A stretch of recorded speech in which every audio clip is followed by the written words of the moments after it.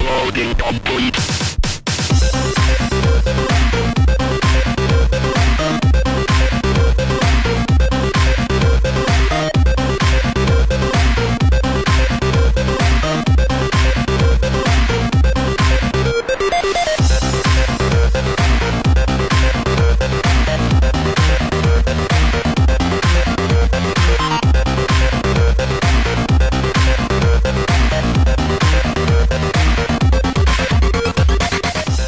What do you do on the weekends? I rob banks for pennies. Yeah, a penny bank. Anyway, episode topics. We're gonna talk about things. Oh, okay. Now you want me to do the intro. Okay, I gotcha. This is the reset button for June 6th, 2017. I am so sorry. You poor people. I'm not. Of course you're not. Of course you're not. You're the guy that's talking about robbing banks for a penny. Because I am one of your hosts, Eric Rogers. Yep, you are the co-host, Eric, the robber who goes for like pennies at the bank. You'd be the kind of guy that, like, at the beginning of The Dark Knight, while they're like robbing the bank and they like hit the vault, instead of like being the guy that like has an entire school bus full of money bags, you just have, like, I don't know, a fucking micro machine with a penny stuck in the front. Look, I'm just saying, and I'll say this right now, that the more you talk about it, the more likely I'm going to be arrested. So I'm trying to move us on back to video games, because this is you clearly were not able to handle the responsibility. I'm not going to dispute that. That is a heavy burden to have, to know that, like, a plan of pure genius has been dropped in your lap. What do you do with it? Keep talking about it. Isn't, like, that's not the strategy you should join. What do you do at that point? Do you cradle it like a newborn? Do you let it go? I'm playing Metroid Prime, and it's a good game. See how I'm trying to get you off the topic? Okay, we don't want you to get arrested. Before you talk about Metroid Prime, though, I'm not going to let you off that easy, since you brought up crazy stuff. I'm going to ask you something crazy. Oh.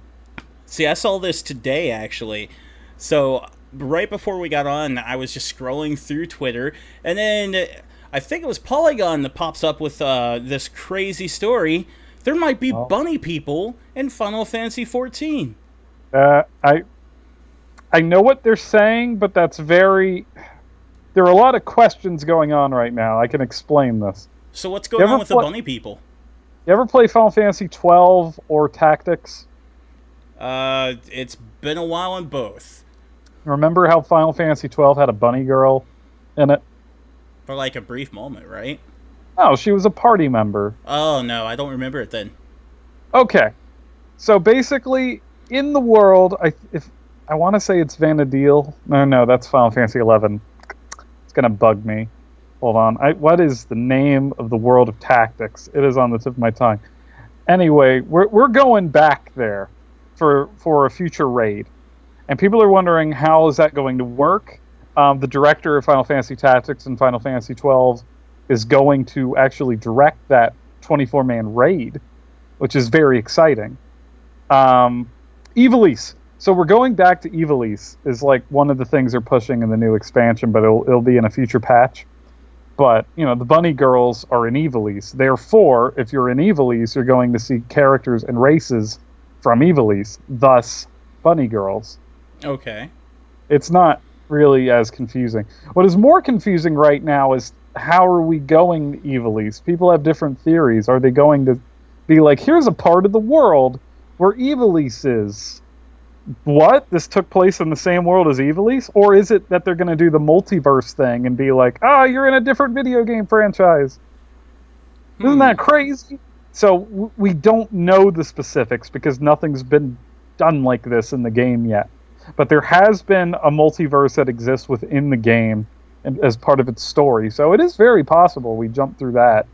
But at the same time, the very first 24-man raid was a remake of the final 3 dungeons from Final Fantasy III. But it was done within the world of 14, and it was recontextualized. So I don't know. It very well could be that it actually takes place within the world, or that this world this whole time was connected. There are a million questions I have. I don't have any answers. Nor do I, because I had no idea that there was a real possibility of bunny people coming. From Final Fantasy XII, yeah. Do you want bunny people? I just want to know how this is going to work. Like, I get that the 24-man... My understanding, and I could be very wrong, is that the 24-man raids from now on will have guest directors. So, like, this expansion is the director of Final Fantasy Tactics. And the next expansion could be, I don't know, Yoko Taro from Nier. And they just keep bringing in guests who do these 24-man raids. Which, if so, would work because of the multiverse stuff that they've thrown in. But I'm also hearing word on the street that may not be the case, and this is still like being adapted within the world that Eorzea takes place in. So I don't know. I just don't know how I feel about any of it. But I'm okay in either case. If Evil East turns out to be part of the same planet, that would be a bombshell. That would be one of the biggest twists in video game history. Right. Imagine if you were playing World of Warcraft and then the next expansion comes out and says, and we're off to visit Master Chief. That would be kind of weird. It would be. That's kind of how I feel about this whole situation. Because I've gotten to know this world really well, and I only know the one continent, but we'll see. It ain't in the lore book. None of this is in there. Oh, even better. Like, with World of Warcraft, that they were suddenly like, oh, here come the Zerg. It's time for StarCraft, not Warcraft. That would be odd. It would be kind of feeling like that. Yeah. How it was, we really don't know any details, because when Stormblood was announced, there was just a slide, and it just said, return to Ivalice. And that they were going to have the guest director on, and there were some hints towards this, because Palace of the Dead is a dungeon that you can do in that game. It's kind of like a randomly generated one, and it's fun. Right. But it's a tribute to Tactics Ogre, which is again the Final Fantasy Tactics guy. So, I don't know. It could be either way. If they do the multiverse stuff, then that will mean they really have endless possibilities going forward. But on the other hand, wouldn't it be insane if I found out that Final Fantasy XII takes place in the same place as my MMO that I've put in years of game in? I don't know. It's also interesting whenever something like that is possibly being introduced, because you don't know how it's going to go. Specifically, like, for example, World of Warcraft has been waiting for Tuskars. I don't know if you've ran into those guys at any point while playing, but they're a walrus race. And for a long time, everybody thought the Tuskars were coming because they have their own mailboxes and everything else. And here we are 7 years later, we have no damn Tuskars. So we're still waiting. We're still waiting for walrus people. I don't remember that from Warcraft 3, which is as much as I know about Warcraft. I don't remember Tuskars being anywhere around that either, but they're in World of Warcraft, so I don't know. We want our walrus people. We don't get them. Yeah. It's a shame. I'm excited to see what it is. It will not be like... It's probably going to be 4.1. It'll probably be like the big patch after the expansion. Will be when we get to start the 24-man raids. Mm-hmm. Those are usually the most fun part of the game for me. I still love the original 3 that came with 2.0. That era. Like, World of Darkness, which was like the final one before we got to Heavensward, is legitimately one of the most fun things I've ever done in a MMO. It is so fun. So I'm hoping it lives up to Tactics and all that, and has bunny girls, because that's all anyone remembers about Final Fantasy XII, apparently. Why not? I mean, there's already cat girls in the game, so it would work. There are cat girls. Cat girls. I mean, if you go to the Golden Saucer, they're Playboy bunnies, pretty much. Yeah, I've been there. I went there simply to hear the music, to see how authentic it was compared to 7, and I was very pleased. It's a charming place. It is. Post says Pepsi Man is a special guest for Final Fantasy XIV, since he is an iconic figure in Japan. Yeah! You know, I wouldn't put anything past it, because we've had cross-promotions with things that have no right to be cross-promotions. Yokai Watch was a cross-promotion in Final Fantasy XIV. So there was a quest at one point where you got to hang out with the ghost from Yokai Watch. Now that's interesting. I wasn't aware of that. Some people have mounts from that quest, because there was such a long thing you could do, and the mount is the ghost. So I can still see Yokai Watch stuff that people have gotten from like a year ago. That is really, really crazy. I had no idea that was a thing. 14 podcast where we talk about Final Fantasy 14 every week. Every single week. No, we're gonna talk about something else here. Don't worry, guys. It's not gonna be Final Fantasy all the time, but it is gonna it's gonna kind of be like what we were talking about last week as well, because we picked on Microsoft. Here's another opportunity to pick on Microsoft, so let's have at it. You had told me about an executive at Sony seeing Nintendo as a companion, and with the quote, you saw it as a freeze out to Microsoft. Well, you read it very differently than I did. Yes, I did. I'm going to have their exact words. Sean Layden called the Switch a great success and says it's definitely what the fan base has been waiting for. He sees the system as less of a rival and more of a complementary traveler, claiming the Switch sales have no bad impact for the sale through of the PS4. He sees the two consoles being side by side, which is kind of beautiful. It's also, it's throwing shade at Microsoft, because he's like, Nintendo and I are best buddies. We're all you need. Everyone should buy the Switch. I don't even view the Switch as competition, but no mention to Microsoft whatsoever. And I love that. I love that Sony looks at Nintendo as a friend. It's such a weird time we live in, where that has ever happened. It's also interesting because did you read any of the comments in that thread? Mostly people agreeing with me is what I saw. Although you had your own take on it.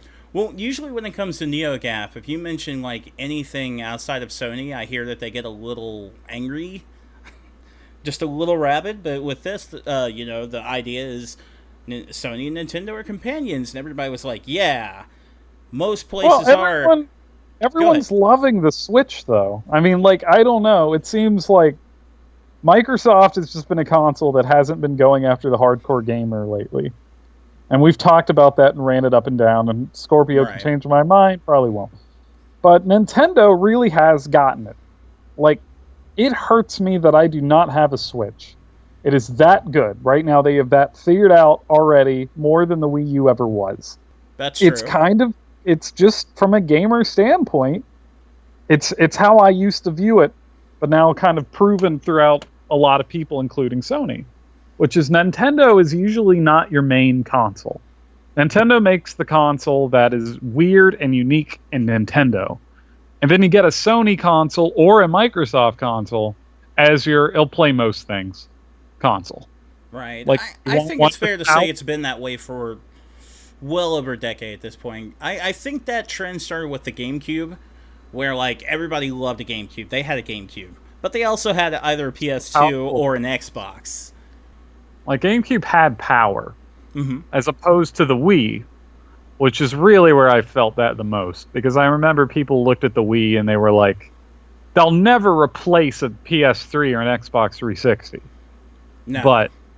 But look at those motion controls. Aren't they weird? This is a charming little thing. I want to play that Wii Sport. And that's why most people had a Wii. It was just because it was this other console. And weirdly, it didn't get used that much. You mainly play Nintendo games or the occasional hardcore game that was thrown at you. But you wouldn't have played it like your Xbox 360 where you were online all the time. Right. Yeah. The issue I had when it came to that part with Wii, and I had this issue with GameCube as well, because I loved GameCube. Loved the hell out of it. But the issue I had with Wii and Wii U and everything, just like the previous ones, you always felt isolated. At least I always felt isolated when playing it. Simply because you could go online for the games, sure, okay, whatever. But you couldn't, like, interact with people really. You couldn't talk to anybody. It was just like your own little island that you had to sit on. Didn't really care for that. This is not an insult in any way, but until the Switch, and I'm going to throw Wii U and the Wii under this, they were always a console behind. Because when we got the Wii, graphically everything felt like it was no better than the GameCube.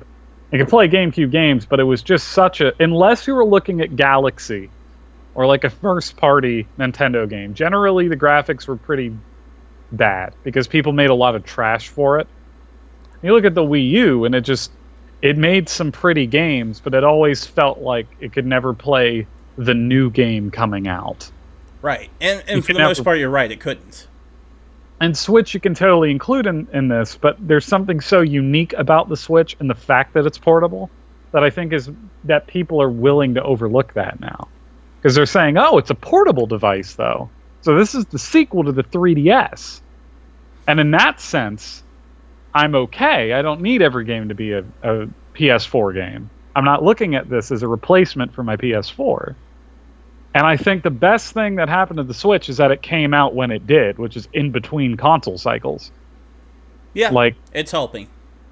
Because right now, it really doesn't have competition. Because everyone pretty much already has their basic needs covered. You have a PS4, you have an Xbox One by now. It's very unlikely that you just have a PS3. And if you want like a PS4, it's super cheap to get now. I mean, you can get one for like $250. Yeah, you can get PS4.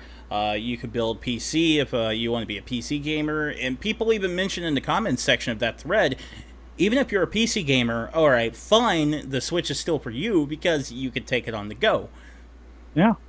Yeah. More than that, isn't there a way to connect the Switch with your PC? I heard there was some program or something that's coming out where you can stream games on your PC to your Switch. Oh, that would be amazing. Well, apparently that's in the works. Oh, I haven't heard anything like that, but if there's something in the works that's doing that, bring it on, man. That sounds great. Think of it kind of like how the Vita handled its console with streaming, except now with your entire PC library. And there you go. That's where I'm going to bring in my opinion on how this went. Thank you for saying the magic word. I helped you. You're welcome. Yeah, thank you very much. So, yeah, the way I saw it with everything he was saying there, it's great that Sony and Nintendo are wanting to be best buds and everything. That's great, first and foremost. But the way I saw it was, yeah, look at the Switch. It's doing so great when it comes to mobile. You could take this thing anywhere you want to. It's great, right? Fuck the Vita. Don't remember that thing. It was a failure. I'm not going to tell you. That's kind of the way I felt about that. I'm not going to tell you you're wrong. I am going to say I don't think that was the intention. Because I think Sony has forgotten that the Vita exists. I have so too.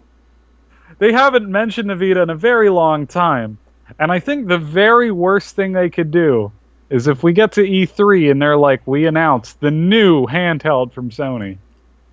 I don't care what it is. I'm out. That would be such a disaster at this point.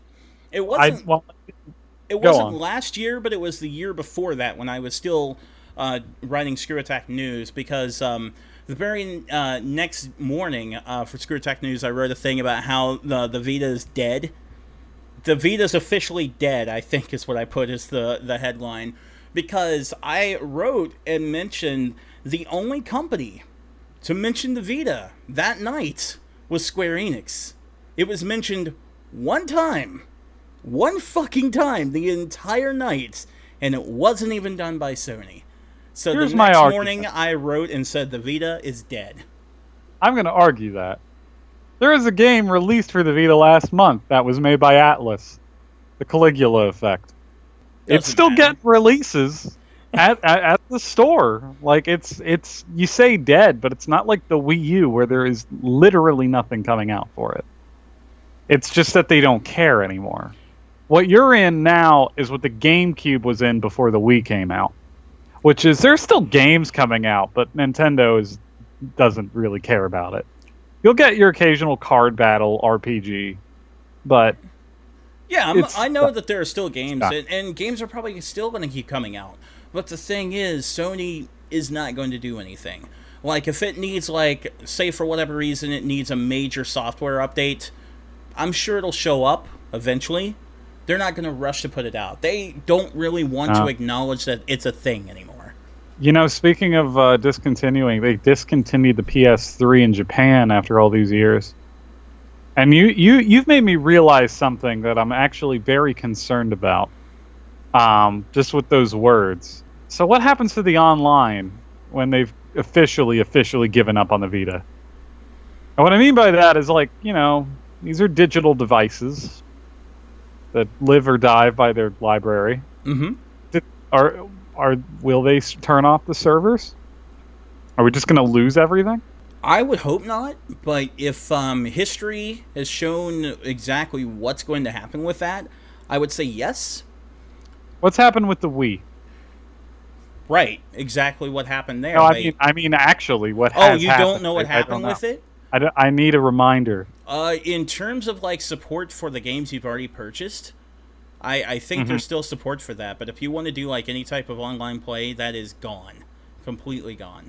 See, that's fine. I just want to make sure those games are still accessible. Like, if you can still get them.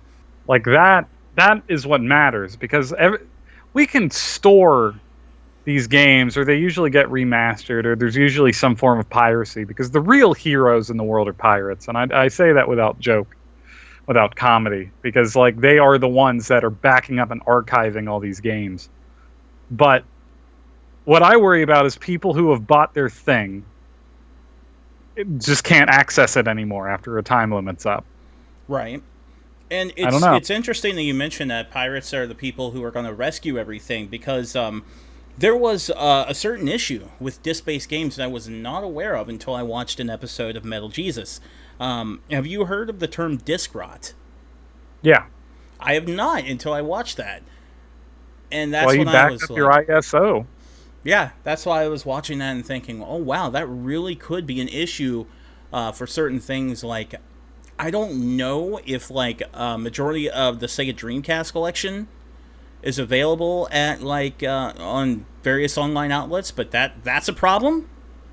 Because if disc rot starts hitting these games, then certain games that were Dreamcast only may disappear into the void if we don't do something to preserve them. I would say usually with archival purposes, it takes about 2 generations before they all end up online, but then they get there. People are pretty good about that. The problem we run in now, more than the actual game and backing those up, are the patches. This is what has me more concerned, because most games nowadays do not come released. They come with part of the file, and then you're downloading the real file online to fix it. Right. Like most obvious and horrific example being the latest Tony Hawk Pro Skater, which only had the first area of the game. You had to download a patch which had the rest of the game on it. Only, say, 20% of the game was on the disc? Not 20%. I'm telling you that, like, less. Like, only one stage. One area. So I was being generous. Let's say 10%. Sure. Jesus. It was a 2 gig on the disc. I think it was an 8 gig download. You can do the math from there. Wow. But I mean, that game is not necessarily known historically as a good game. So, you know, there's a lot you can harp on it, but that's probably one of the least things. Poe is trolling us hard in the comments. He said ResetPress promotes piracy robbing banks. No! No, we're ruined! Oh, you got to keep your mouth shut. I don't want to be found out for my bank robbing and my piracy. No, I don't in any way. Neither one of us promotes piracy. In terms, I'm not promoting piracy. I'm promoting archival. Yes, which is something very different. Yes, archiving is going to be extremely important as time goes on, because we're finding out that these. I've heard that NES cartridges and Atari cartridges could become obsolete and not work in the future. I don't know how much truth there is to that. We'll see. But I know 100% when it comes to like games for Atari Jaguar, PlayStation, Dreamcast, all these games are at the age where disc rot is a very real possibility for these things happening. So if these discs start decaying and it stops working correctly, we need some way to archive the software, and we can't rely on individual companies to do that because they may not give a damn. There's a term that I use a lot when we're talking about games in this position, and it is why I'm not very concerned. The term is abandonware. People, abandonware is software that is not being sold, that nobody seems to care about, that is after a certain point, and it's just, once it becomes abandonware, it can just be used legally, and it is not piracy anymore once you download it. So, like, theoretically, you can just download it. There's no way to buy it. Now, I got to counter and say if they ever make an official new release of it, yeah, you're a pirate if you go after the older version. If I go and pirate Wind Waker, that's piracy because there's a new Wind Waker I can get right now. Yeah, you should absolutely support the new one. Yeah, but if I feel like playing Turok Evolution on the GameCube, nobody cares. Yeah, you can't find that. I'll give an even better one since Sierra's dead now. I don't even know who owns the rights to that shit anymore. Tribes. Tribes, as far as I'm aware, is abandonware at this point. It is and it isn't. You can get that on Good Old Games. So GOG. Okay. GOG is really solved and ruined depending on who you talk to because now you have to buy it. Oh no. But they have really helped with this problem because they kind of exist as a big factor. And hey, here's a lot of games that we will just fix and sell and give to the consumer. Right. GOG is really good for that very reason. Oh, they're great. They also happen to be owned by the guys who made Witcher 3. So, good vibes all around. Yeah, I really like what they do in terms of it because in terms of issues with the games, like you were saying, a lot of this shit's broken. A lot of it doesn't work. It's not really optimized for use with PC. It just, out of the box, is a shit festival. These guys fix it and make it playable. And if for whatever reason it doesn't work with your system, full fucking refund. Every time. I've never had a problem with them. So, yeah. But, they also, I'd say the most important thing is that they sell games that you would otherwise not be able to get anywhere else. And Steam, when you get an old game, sometimes, in fact, most of the time, I'd say they do not do anything to help you out. No, I have portions of like the old Doom collection. Half the games don't work, and you have to do the work yourself. Yeah, I've reached out to them a few times to get help, and they don't really give an answer. So I'm like, well, can I have a refund then? Since they changed the refund policy. But no, I've owned it too long before that policy, and they turned me down. So I've bought and broken shit. So that's the part where I would say Steam versus GOG. If you're talking about older games, GOG does it better. That's just the way it is. I mean, in any world where I can go and buy a copy of Toonstruck again is a better world. Because I should not be able to find that as easily as I can right now. And it is surreal that I can. Are you familiar with Toonstruck, by the way? I have not. It was a full-motion video point-and-click adventure game where you played as the actor who played Doc Brown in Back to the Future. Really? It was made by Virgin. Unfortunately, it ended on a cliffhanger and it never got a sequel. We'll never get that sequel. So you play as Christopher Lloyd? You play as Christopher Lloyd, and he's live action, but he's in a world of toons. Think of like Who Framed Roger Rabbit, except it was kind of M-rated. So, like, the humor in it would go way farther in the darker, weirder way. That's really interesting. It's a very interesting game. The biggest problem it had, again, was that it didn't get an ending. And the reason is that they actually cut the game in half, and they were going to release Toonstruck 2 because everything was already made and filmed for it, but the game sold so little that it never got released. So half the game is just missing. So the game the game ends on a, man, things are going bad. You never get conclusion. And I think so crazy. I think at this point now we're not going to get it. There was a time I remember some people were working with the old assets and they're like, we're going to get it. We're going to remake it from scratch. We got some of these assets. We're going to do it. Nothing came of it. Yeah, I'm with Poe on this one. How have I never heard of this? It makes sense that it would be Christopher Lloyd simply because he played Judge Doom in Who Framed Roger Rabbit. That's true. The game is called Toonstruck. It is available on Good Old Games. You can find clips of it on YouTube. I know my point-and-click adventure games. It was a weird one. I was not old enough to play it, but I did play it, and woo, I'm screwed up for life. You naughty boy. Terrible. Oh, I thought you were saying that's how I got to where I am. No, well, that probably is. It probably is how you got where you are. I mean, you're playing M-rated games with Christopher Lloyd. You probably didn't even tell your mother, did you? It had a rating at the time. Oh. It's available for $10. Oh. 1996. So I compare that to the ESRB, but for some reason I don't think it had a rating. I could be dead wrong on that. In 96, it absolutely would have. It has a rating. It was rated T for teen. Oh. Let me do it. Okay. Well, then why do I remember it being so much darker than it was? It doesn't matter. Whatever. Your memory's all messed up. You're a clone. That's what it is. Well, here's something I do remember. The friend you had traveling with you, because there's always a companion in a point-and-click adventure game, was actually voiced by the voice actor who does Homer Simpson. So now that it keeps getting weirder and weirder. It's Tim Curry was the villain in it, what? And it had some voice actors from the Animaniacs also in it. Now I don't believe you. Now you're going way. Ben Stein was also in it. What? No.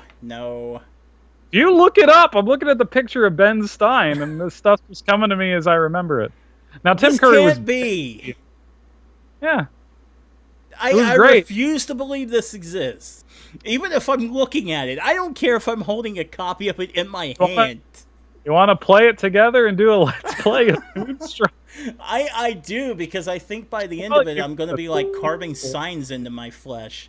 I might do a Let's Play of Toonstruck. That would be nostalgic for me. That's just like, oh my god, that's... No. If I have permission on the channel, I'm going to make a Let's Play, and I'm going to put it on this thing. If you guys donate to our Patreon, you're going to get a Let's Play of Toonstruck. Permission. You stream whatever the hell you want. Okay. That's what you do. You stream whatever, unless it's like, shit that'll get us banned. Don't do that. But, no promise. We're already working toward that, talking about robbing banks for pennies. You're talking about robbing banks. I don't know. For pennies. I'm not even part of it.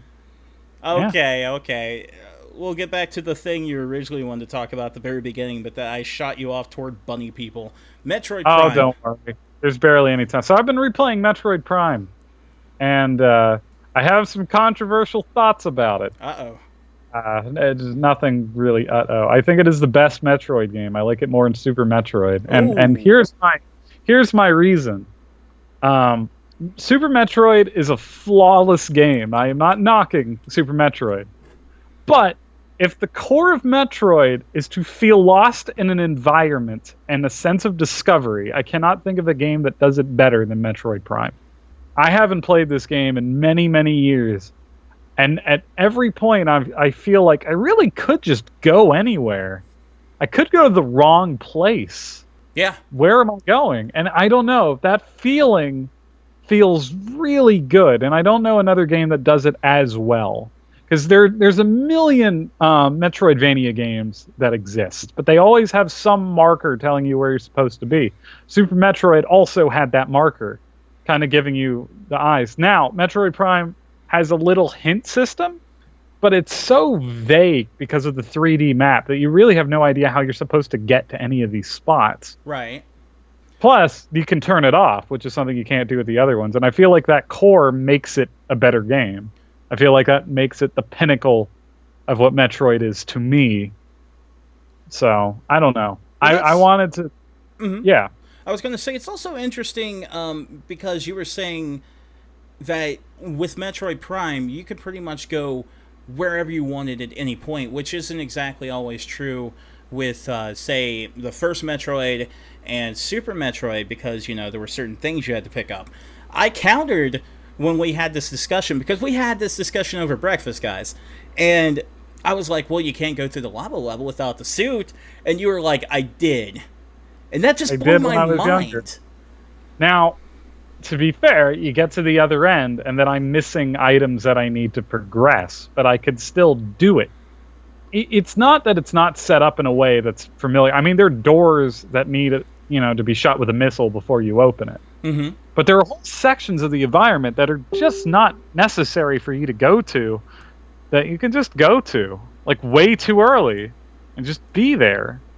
And I don't feel like the other ones really let you do that in the same way. The only other game I could think of that does that was Symphony of the Night, because that was a game that was kind of open the whole time, and you really could just go wherever you wanted.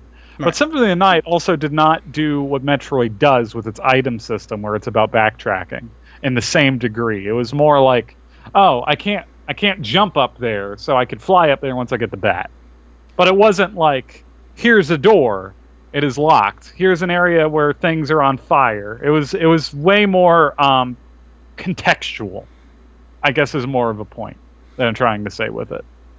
And I don't know. It seems like Prime is a game you really could go in as minimal as possible and just get bare necessities and probably beat it without most of the things. Closest game to compare it to, I haven't played it, would probably be the newest Zelda. Because that's a game you could just jump into the final boss. Yes. Yeah, you can absolutely go straight to the final boss if you want to, though you're likely going to get the hell kicked out of you. Because if you don't have, spoiler alert, if you don't go and do the main quests, then you don't get the support structure that you need, and you have to fight multiple forms of the final boss, and can lose very quickly. But in terms of Metroid Prime, I think you've got a lot of points there. Specifically, it is very contextual.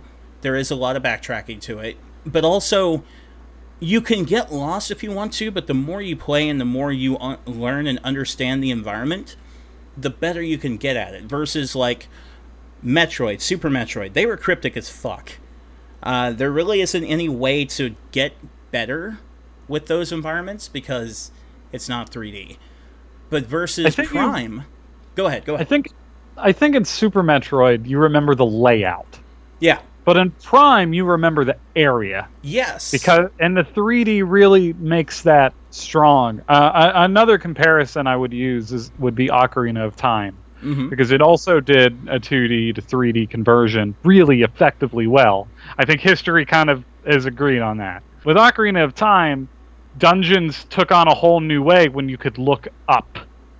When you could jump over gaps on the ground and have different layouts for positioning. Mm-hmm. Like, people complain about the water temple, and I get why, because of the boots, right? But when the 3DS version came out, I think we all kind of realized the water temple is a really interestingly designed thing.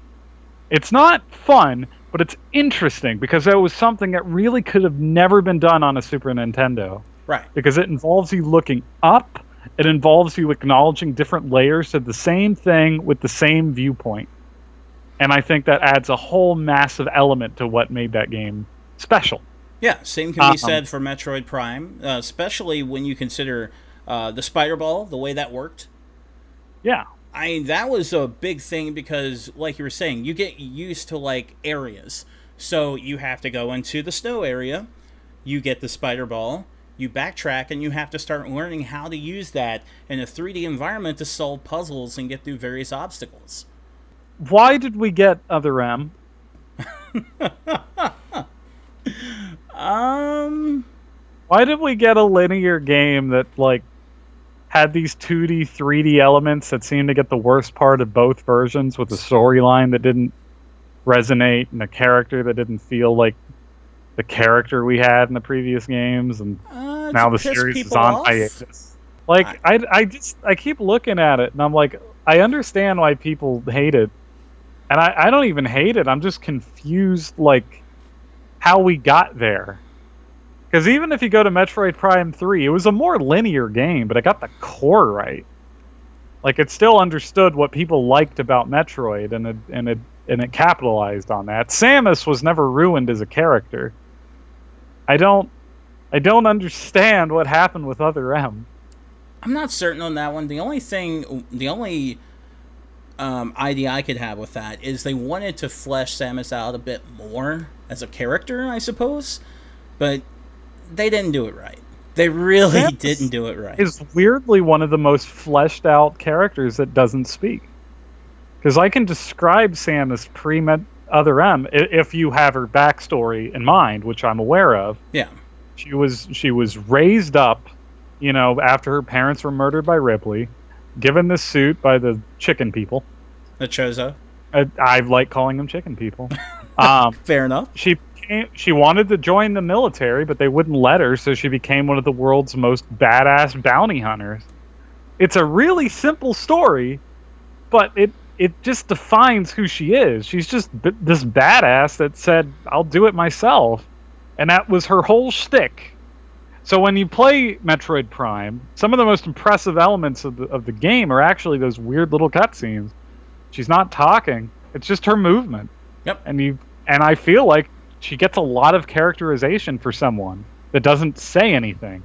Like one of the best scenes, you've beaten Metroid Prime 2, right? I have not.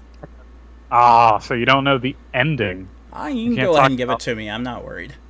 Well, it's something I can't describe as well. But basically, the Chozo are around, and they're getting ready to thank her, and she just walks out the door and just gives a quick wave of her hand, just like, whatever, I did this, and goes. It's like she did this incredible accomplishment, but she's just like, just another day, but she does that with her hand. And it's just like, that's Samus. It's just this character who does all these badass fucking things, and it's just like, yep, it's what I do. Yeah, that's how I'd imagine a character like that should be, but Other M decided that she had to be like some sort of like, I don't know, you could call her whiny in that one, and just like, I don't know, just emotionally fucked up is the way I would describe her in that game. I'm okay with emotionally fucked up if this was the game that took place before the original Metroid. Yeah, I can agree. Then I'd buy it. You're talking about before she becomes this legendary badass? But here's what's horrendous, right? Other M is not a game that just takes place after Metroid 1. It doesn't take place just after the Prime trilogy. It doesn't take place... It takes place also after Super Metroid. So, like, that is 5 major events of badassdom that we know about, because she was already this major figure before Metroid 1 even kicked in. Yeah, and now she's just... buy it. Yeah, now she's just this whiny woman. That's what she needs to be. I mean, I understood the relationship. If you play Fusion, Adam is actually referenced. But Adam was just treated more like this dick that didn't let her join the military, and that was it. That was it. It was like, I named my shit Adam because it was fitting. And that was like the plot of Fusion when you talked about the relationship with Adam. I don't know. I guess my original point has been far off, but like I'm looking at Metroid Prime and I'm becoming more and more frustrated with the way the series went. Because it only took one bad game. And it took one game that they were so proud of that they actually have taken out of the canon the original Metroid Prime trilogy. Right. And not to mention, like people have said, Metroid Prime was just such a great leap for the series because of, the visuals, because of the gameplay, because of the way that the maps played out, the music. They were mentioning that in the chat. The music is amazing. Just ungodly amazing. The ambience, ungodly amazing. This is a terrific game. And now we see where we are. I have one theory why they ruined Metroid. And I'm going to sound very bad for it, but hear me out. Everybody loves your crazy theories. Let's have it. So, as we know, Nintendo used to hate Donkey Kong Country because it was better than anything Nintendo could have made. Oh God, you're bringing this up again. Well, it's news to them. Okay, go ahead. I think even though Retro is now part of Nintendo, or even was Nintendo, they were just so mad that the American studio did it better. That they just wanted to throw them away. Why else do you think they made him work on Donkey Kong Country Returns? Because it's fitting. It's like, okay, We always said Donkey Kong Country wasn't a good game. You guys feel like the right people to make it. We'll take Metroid off your hands. Give it to Team Ninja. They're more talented. They know what to do. Oh, tell them the last part of your theory with Metroid Prime and how that went. Which part of my theory? You're gonna have to give me a reminder. You've forgotten it, so I'll fill it in for you since someone already mentioned it in the comments. So Nintendo, heard everybody yelling at "We want Metroid back." So what they did is they put out a fun little game called Metroid Prime Federation Force. Oh, that's not a theory. That happened. Well, your theory is Nintendo did that to troll them and be like, "Oh, you didn't buy this game? Guess you don't like Metroid, huh?" And then that was the end of it. Not a theory. That happened. We saw it happen. I think the only reason that they may still make another Metroid is because so many people are yelling at Reggie. It's like Reggie hears them. But at the same time, Reggie's this fucker that has been playing with my heart for Mother 3 for like a decade, so I don't care anymore. That man knows how to troll. Wolf is yelling that Federation Force didn't happen. Oh, but it did. It happened, whether you wanted it to or not. It's like that bad dream in Nightmare on Elm Street. You wake up and the glove's still there. Oh, it fucking happens. The worst thing is, I looked into the development of Federation Force. Apparently, when it was being made, it was not originally going to be a Metroid game. Oh, imagine that. They branded it against the will of the creator and said it won't sell. Let's make it the new Metroid Prime game. I want to point that out. It is Metroid Prime is written on that box. Mm-hmm. It's not just Federation Force. We had to add that extra word to let them know that this is the continuity that you need it to be. Yeah, Part of me tried to add in gameplay elements from Prime, right? I think what they wanted to do is that if they add in the name Prime, then what'll happen is that game will fail and be like, well, it wasn't because it was a different subset. People wanted the Japanese Metroid, as we can clearly see. They'll give it another shot. Although this time, instead of giving it to Team Ninja, they'll give it to, I don't know, who makes bad Japanese games? Give me a company. Bad Japanese games? Concept USA. Give it to Concept. There we go. Inafune, here's another chance. Here's another chance to ruin everyone. You know what the worst part about it is? Concept doesn't actually develop games. They just look into them. All they do is pitch ideas, which explains a lot. Concept is such a sham, but I think we're getting off track with that. Okay, well, getting back on track, did you know that ReCore was directed by the director of Metroid Prime? No. It's fascinating how that connected. What the hell happened then? I don't know. And I think it goes to show that sometimes you can't contribute these things to one guy. The director of Metroid Prime made one of the most generic, terrible fucking Microsoft games imaginable, which is ReCore. Which, if anyone tells me isn't, I'll tell you to watch the ending on YouTube and then challenge me after that. There you have it. I'm too familiar with ReCore. It is. Ugh. Okay, yeah. So I think we're probably going to go ahead and wrap it up here, and then next time we have an episode, Nintendo will announce the next edition of Metroid Disappointment Force. Here's my question to you for how we're doing next week. Now, I know you want to stream E3, of course. My question is, are we doing an episode next week? Or are we going to give them that and count it? I think we're probably going to just do E3 coverage, guys, because that's a lot of stuff for us to be doing E3 plus an episode at the same time. So, yeah, you're going to see a lot of us next week, more than an episode of the Reset Button, but we're going to be talking E3. So if you don't like E3... You'll get our thoughts. Yeah, so if you're not a big fan of E3, I don't know what to tell you. That's what's going to happen. So, also, I'm going to warn you all now, when Ubisoft happens, we are going to be drunk. Yes. Really quick. I cannot do that sober. Anyway, go on. Really quick, I was going to bring that up. In terms of it for Patreon, I just want to say thank you to everybody who's donated to our Patreon so far. You can always go to patreon.com/ResetPress. if you want to continue supporting us. Your support is going to make sure that we are drunk during E3. That's right. That's amazing. Thank you. Seriously, thank you. We're going to need it. We are going to be very drunk and doing E3 for you guys, so we appreciate the support. It's going to be a lot of fun next week. We hope to see you there. Anything else you got, Eric? Love you all. All right, so I'm Patrick. That's Eric. We'll see you next time.